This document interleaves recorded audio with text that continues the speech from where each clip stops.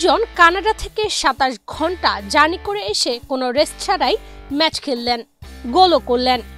আরেকজন ইংল্যান্ড থেকে লম্বা জার্নি করে এসে রেস্ট না নিয়েই নামলেন অনুশীলনে, ম্যাচে নেমেই করলেন গোল। সব কি টাকার জন্য?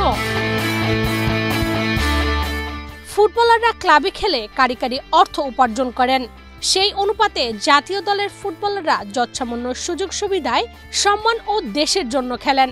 Gold's Gym across 30 plus countries with over 700 plus locations worldwide. Train anywhere, belong everywhere. জাতীয় দলের ফুটবলারদের সুযোগ সুবিধা বিভিন্ন দেশের ফেডারেশনের সামর্থ্য ও নীতির উপর নির্ভর করে। বাংলাদেশ জাতীয় ফুটবল দলের ফুটবলারদের সুনির্দিষ্ট কোনো ম্যাচ ফি নেই। জাতীয় দলের ক্যাম্পে থাকলে ফুটবলাররা ২০,০০০ টাকা পেয়ে থাকেন। একই সঙ্গে জার্সি, ট্র্যাকস্যুট পেয়ে থাকলেও বুট সহ অন্য সরঞ্জাম ফুটবলারদের নিজেদেরই ব্যবস্থা করতে হয়।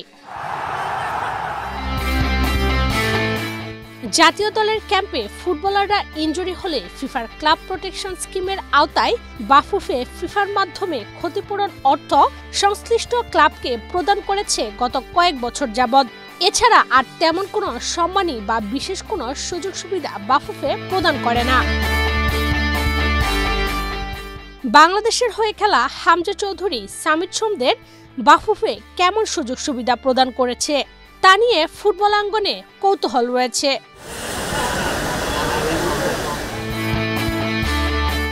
হামজা চৌধুরী কিংবা সামিদ সোমরা বাংলাদেশের জার্সিতে খেলে ম্যাচ ফি হিসেবে পান মাত্র ২০,০০০ টাকা, আর লেস্টার সিটিতে হামজার দৈনিক বেতন হচ্ছে ২,৫৩৯ ইউরো, বাংলাদেশি টাকায় যার পরিমাণ দাঁড়ায় ৩,৫৪,০০০ টাকা।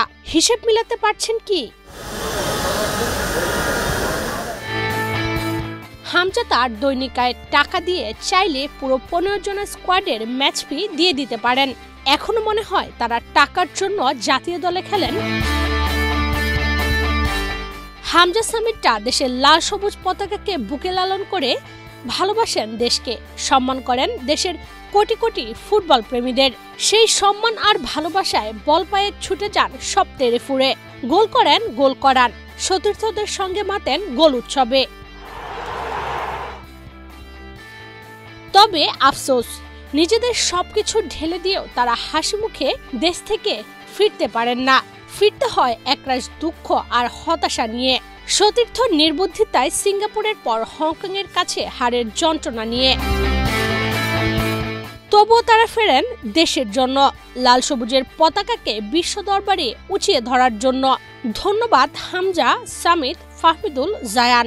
ফুটবল পাগল জাতি আপনাদের কাছে চিরকৃতজ্ঞ।